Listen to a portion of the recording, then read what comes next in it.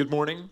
It's wonderful to be here in France, where it all started with accessible reading with Louis Braille and Valentin Houy and all those folks a couple of hundred years ago. I also like to echo what Madame Sophie Verret just said about accessible reading being a really giant task and challenge. And things are changing quickly also in this field. I'm going to try to be quite general and also give you a little bit of international perspective and also Swedish perspective on this. I'm going to talk about what the breakthrough of digital books in the commercial space means to accessible reading a little bit. And I got to say also, it's great to be here in France and to get an update about what's going on here. It seems to be a lot of great exciting things and developments happening here now. So, I'm starting off with a diagram from the European Commission in 2013 showing that actually reading is the second-rated cultural activity in Europe. So, reading books is still greatly important as a cultural activity or a form of cultural expression. And where we're coming from is really a situation where the vast majority of books were not accessible, not available to people with print disabilities. The World Blind Union reports on their website that over 90% of all published materials cannot be read by blind or print disabled people. And we call this the book famine. And that's a slogan that we use in campaigns all over the world. I'll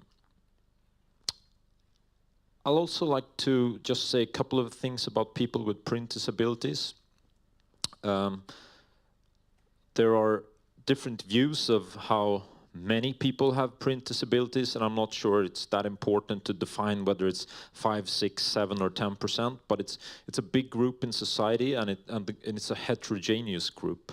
It consists of people with physiological conditions, such as blindness and visual impairment, but it's also a lot about brain function, cognitive disabilities, and also dyslexia are important parts of this group. So when we look at the user requirements and the needs of people with print disabilities, we have to be aware that there are big differences between individuals and between different kinds of print disabilities. I'm sure you know quite a bit about this already, so I don't go in any deeper into that. We've got a great perspective from the users in the morning from the panel who described about how they read and what tools they use when they read now that reading has really become much more digital. And we should be aware that people with print disabilities read in different ways. They use different modalities. To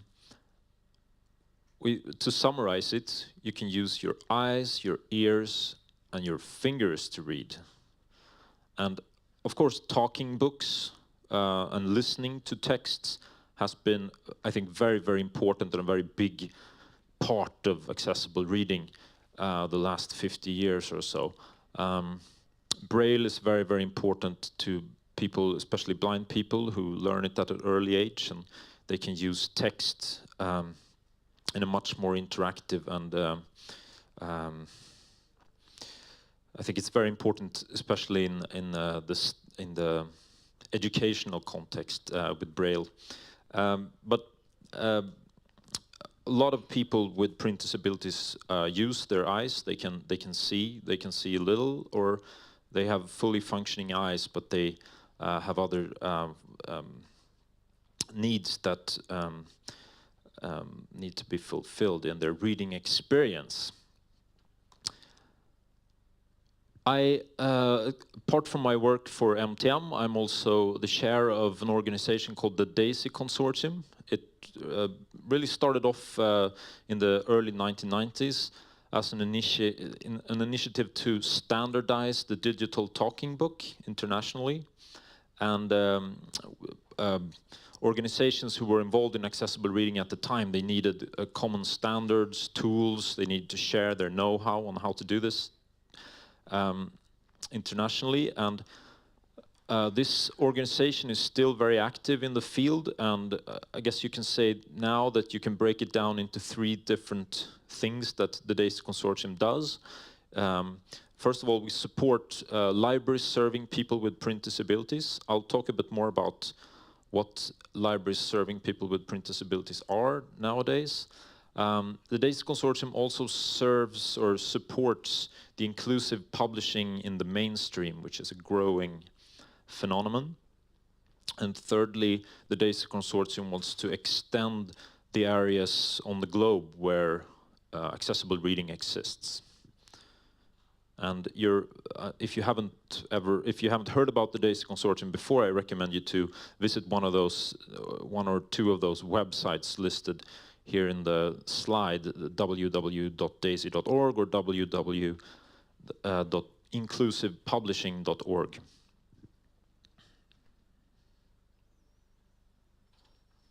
Excuse me. My throat got a little dry.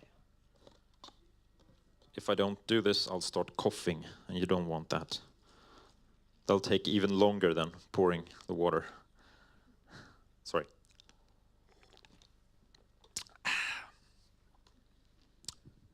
Libraries serving people with print disabilities.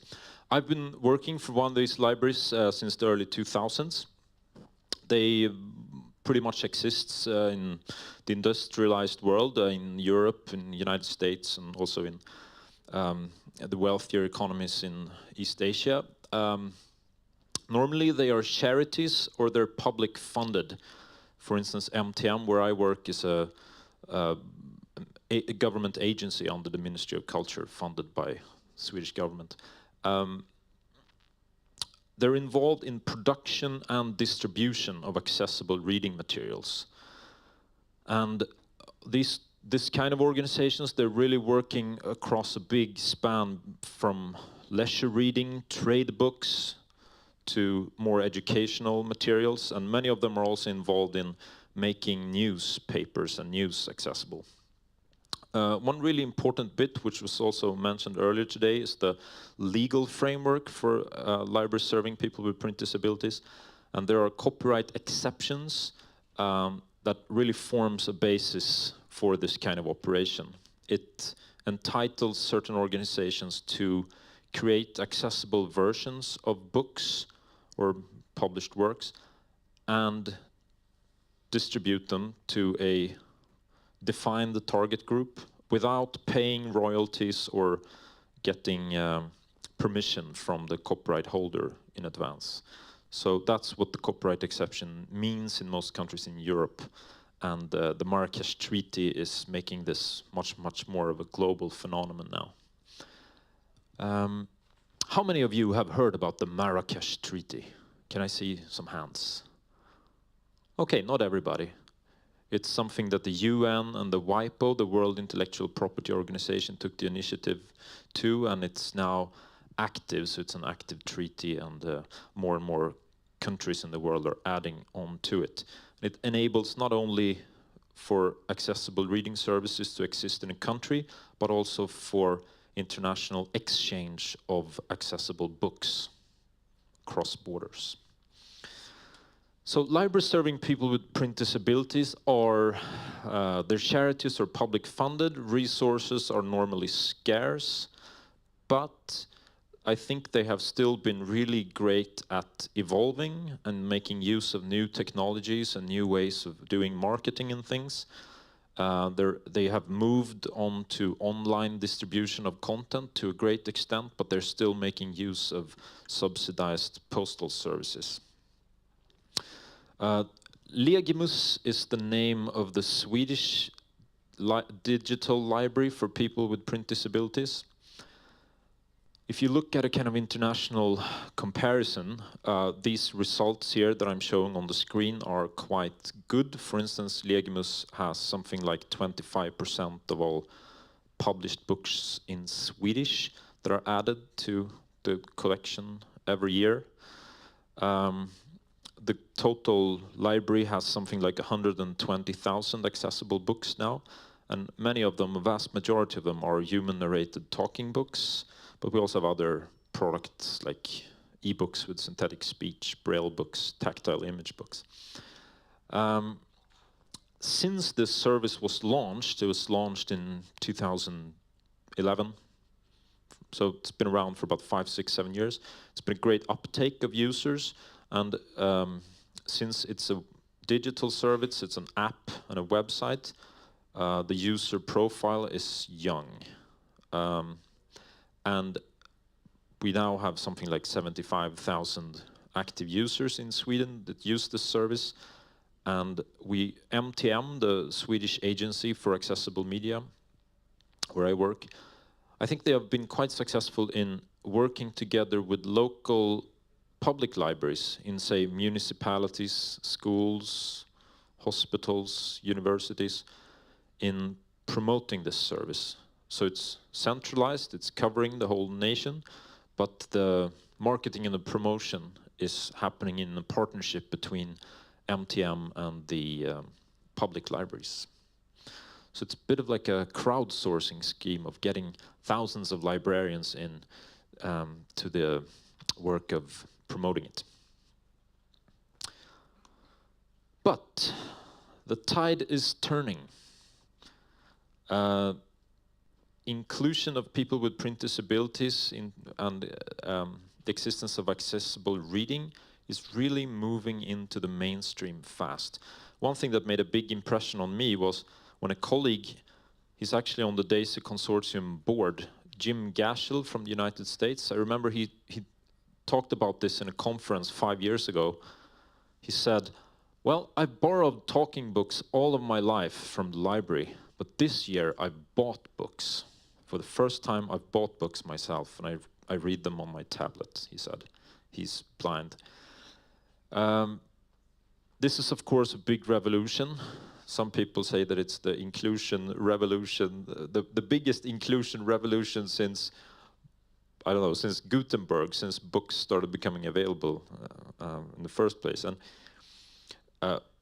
what it's about, you can break it down into a lot of aspects. People with print disabilities should be able to read they should be able to read the same titles, the same formats, the same time.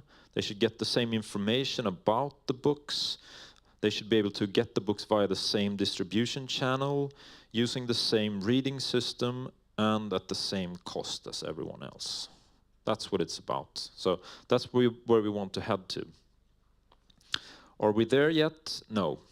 But like it's been said in the morning, the new technology behind accessible reading has really made a lot of progress. And when we can make these three components work together, the digital book, the reading system, that could be an app on a iOS or Android, for instance, platform, and the assistive technology that exists on the platform. When they work together, these three, it really becomes a accessible reading service for a lot of people with print disabilities. So what it means is that the differences between accessible formats and accessible books and mainstream books are disappearing. I'm showing now a picture of what the screen looks like in the Legimus talking book app. There's text and there's highlighting of the text, and you can press play and listen to the human narration of that book. And I'm also showing a screenshot from the Storytel ebook audiobook service that is very prominent in Sweden and some of the other Scandinavian and North European countries, where it's really very similar user experience. You get the digital book, the ebook. You can also listen to the recorded audiobook, and the text is highlighted and you can follow. So it's really like a DAISY book in the commercial space.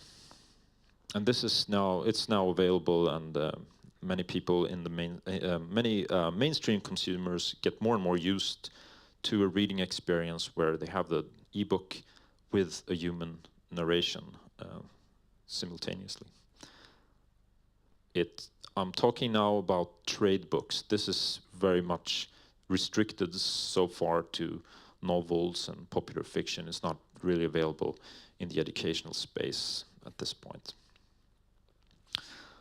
Before I round up, I'd like to just touch on one more thing. I had a really interesting study trip to the United States a couple of months ago.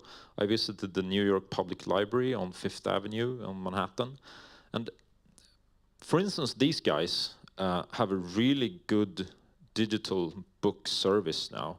The Simply e-book platform that they have developed in the library has great accessibility. And it looks to me like mainstream public libraries are going to be able to position themselves in a really great way to the commercial vendors and providers of books in the commercial space. For instance, I think public libraries will be much more interested in making the backlist, the historic material, available to people who lend books in libraries. And when that backlist is becoming digital and made accessible with great tools, perhaps tools that Alex will talk about later, that will really, I think, open up a lot of new opportunities for people with print disabilities to get great services from mainstream public libraries in the digital space. So, what's going to happen for libraries serving people with print disabilities? Well, we're going to keep evolving, but we will also change direction a little bit now. Maybe the products of these libraries will become more specialized than now, because the mainstream will take care of the big bulk of books. Will become more of centers of expertise. Publishers and vendors, they will get new users by including more. For instance, they will also, so they will have to adapt to new user requirements, and they will have to improve their products. And maybe that will actually give positive effects on all consumers. So I think that has also been mentioned in the morning. That's a really great wisdom, that by improving products for people with print disabilities, you may actually improve the products for everyone. Mainstream libraries, they will have to look now at the content requirements of books, of digital books, and also on reading systems, so that they can provide accessible reading services for people with print disabilities. Was it 15 minutes? Maybe 16. Thank you. Thank you.